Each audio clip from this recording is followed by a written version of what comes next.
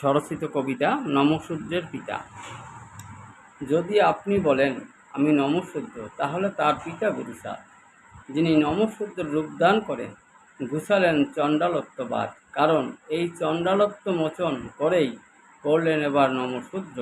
আসলে আচরণে এরা কখনোই চণ্ডাল ছিল না, এরা খুবই ভদ্র। হিংসার বশে প্রচলিত ব্রাহ্মণরাই রেখেছিল চণ্ডাল করে, এজন্যই তারা প্রকৃত ব্রাহ্মণ হয়েও কেবল পড়ে পড়ে মরে।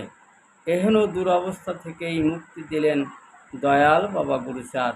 আর এটাই নমঃশূদ্রের জীবনে প্রকৃতই ঠাকুরের আশীর্বাদ।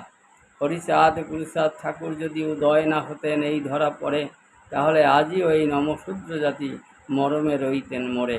এই নিচু জাতি উদ্ধারিতে জন্ম নিলেন এই অবনীতে তারা। তাই হরিচাঁদ গুরুচাঁদ দয়াল ঠাকুর বলে জগতে পড়ে গেল সারা।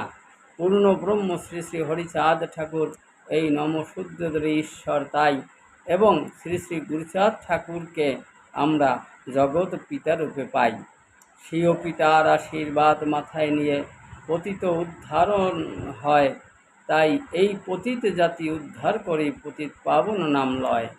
শুধু নমঃশূদ্র করেই যে ক্ষান্ত হলেন তা কিন্তু নয় কখনো, আরও কিছু করেছিলেন, তাই এবার মন দিয়ে তাই শোনো।